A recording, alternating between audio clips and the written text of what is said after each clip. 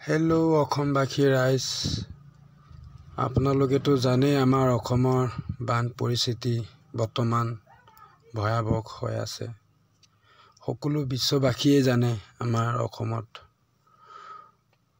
অসম আৰু অৰুণাচল এনেকৈ সকলো জেগাতেই বৰষুণৰ বেছি হোৱাৰ কাৰণে আমাৰ আজি অসম গোলাঘাট ডিষ্ট্ৰিক্ট আৰু শোণিতপুৰ ডিষ্ট্ৰিক্ট, মাজুলী ডিষ্ট্ৰিক্ট, এনেকৈ ধেমাজি,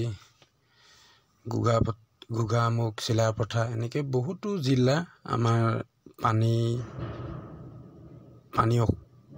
পানীত বহুতো অসুবিধা হৈ আছে। সেইবাবে আজি আপোনালোকক আৰু এটা ভিডিঅ' দেখাওঁ।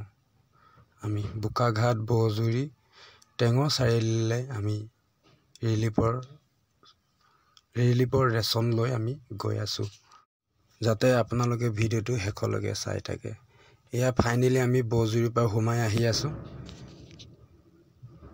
এইফালে দেখিছে গৰু ম'হ সকলো ৰাস্তাত আহি আছে। ওখ ঠাইলৈ যাতে নিছে সুৰক্ষিত জেগাত।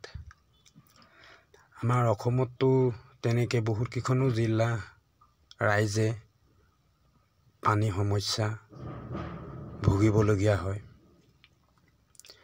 কি ক'ব, বিশ্ববাসীয়েতো জানেই আমাৰ অসমত বহুত পানীৰ কাৰণে বহুত হাৰাশাস্তি হয় সময়ত, যেতিয়া আমাৰ বানপানী হৈ যায়।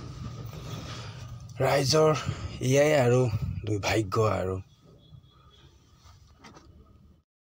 কেৱল চাৰিওফালে চালে অকল পানীয়েই পানী দেখা পোৱা যায়।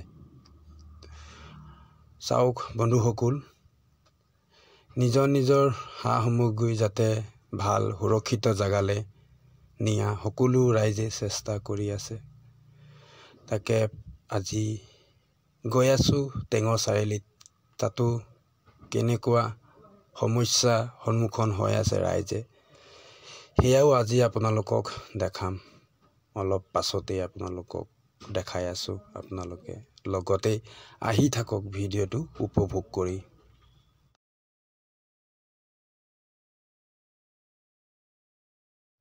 আমি একেলগতে 4টা গাড়ী আহিছোঁ।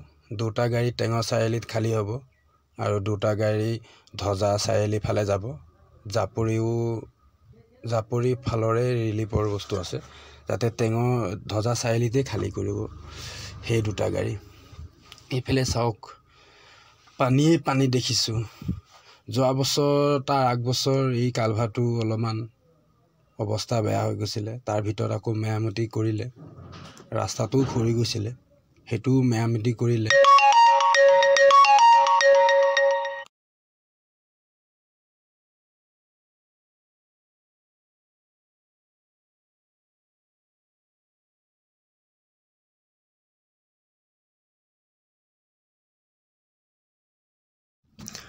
দুই এদিনতে আমাৰ এইফালে বহুতো পানী সমস্যা হৈ গ'ল। যদি সপ্তাহ দিন, যদি 15 দিন যদি এনেকৈ যদি বাঢ়িবলৈ হ'লে আমাৰ গাঁও, গৰু ছাগলী, মানুহ বহুতো কষ্ট ভুগিব লাগিব।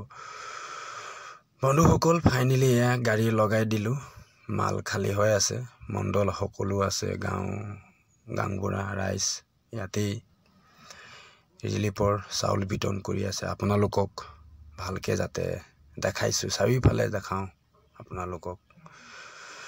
যদিহে ভিডিঅ'টো যদি ভাল লাগিছে আৰু 10জনে চাব পৰাকৈ যাতে শ্বেয়াৰ কৰি দিব। আপোনালোকক অনুৰোধ কৰিছোঁ যাতে। মোৰ গাড়ীটো খালী হৈ গ'ল, তাকে এই কালভাৰৰ ওপৰতে ব্ৰিজৰ ওপৰতেই গাড়ীটো ঘূৰাওঁ, তাকে আপোনালোককো দেখাওঁ। চাৰিওফালে পানীয়েই পানী, ইপাৰেও পানী ইপাৰেও পানী। বন্ধুসকল, গাড়ীটো ঘূৰাই পেলাই আহিলোঁ। ইয়াতেই ইটো গাড়ীও খালী হৈ আছে, ইয়াতে অলপ ৰখি মেলি যদি খালী হৈ যায় 2খন গাড়ী একেলগতে আমি ওলাই যাম। এফালে ৰাইজৰ ৰিলিফ বিতৰণ কৰি আছে আৰু এফালে গাড়ীত অহা মালবোৰ এজেগাত খালী কৰি আছে। মোৰ এয়া এটা চৰকাৰলৈ আৰু প্ৰশাসনলৈ আবেদন, যাতে যিসকল দৰিদ্ৰতা দুখীয়া শ্ৰেণীৰ মানুহ আছে যাতে সেইসকলে সময়ত যাতে সকলো সুবিধা যাতে পাব লাগে, এয়া মোৰ চৰকাৰলৈ অনুৰোধ আছে।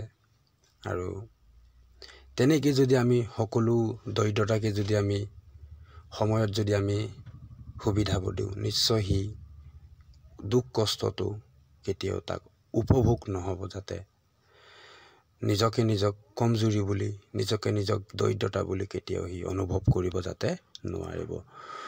বন্ধুসকল, ফাইনেলি আহি আছোঁ এয়া আকৌ বোকাঘাটলৈ। চাৰিওফালে আকৌ আপোনালোকক দেখাই গৈছোঁ যাতে চাৰিওফালে যাতে পানীয়েই পানী। আৰু কিছু লোকেতো জাল মৰা দেখা পাইছোঁ, কিছু লোকক বৰশী বোৱা দেখা পাইছোঁ ইত্যাদি। আৰু যি তৰিকাতে যাতে দুই এটা মাছ ধৰিব পাৰে, সেই তেনেধৰণেই চেষ্টা কৰি মাছ ধৰিব বিচাৰিছে। বন্ধুসকল, এয়া আহি আছোঁ, যাতে ভিডিঅ'টো যদি ভাল লাগিছে লাইক এটা কৰিব। আৰু বলক আকৌ বোকাঘাটলৈ আমি ঘূৰি যাওঁ। চাৰিওফালে কেৱল মাছ ধৰা মানুহেই দেখিছোঁ আৰু চাৰিওফালে কেৱল পানীয়েই দেখিছোঁ। চবৰে এটা এটা নিজৰ নিজৰ চখ থাকে আৰু চবৰে এটা এটা নিজৰ বিচাৰ থাকে। সেইমতেই নিজে নিজৰ নিজৰ কৰ্মত সকলোৱে ব্যস্ত মাজতেই দিনবোৰ পাৰ কৰি আছে। বন্ধুসকল, যদিহে আপোনালোকে তেনেকুৱা যদি কিবা উপভোগ কৰিবলৈ হ'লে নিশ্চয় এই সময়ত যাতে ৰাইজক চাবলৈ আহিব লাগে, ৰাইজক কিছুমান সহায় কৰিবলৈ আহিব লাগে। এয়াই আমাৰ মানৱতাৰ উদ্দেশ্য আৰু এয়াই আমাৰ মানৱতাৰ ধৰ্ম। যদিহে আপোনালোকে এই কথাকেইটা যদি আপোনালোকে ভাল লাগিছে, আপোনালোকে এই কথাকেইটাৰ ওপৰত সদায় দিন গুৰুত্ব সহকাৰে যাতে কিছুমান কামত আগবাঢ়ি যাব লাগে আৰু কিছুমান ভাল মানুহৰ লগত ভাল মানুহৰ সংগ লৈ যাতে নিজৰ জীৱনটো আগুৱাই নিবৰ কাৰণে মই প্ৰেৰণা দিছোঁ, যাতে সকলোৱে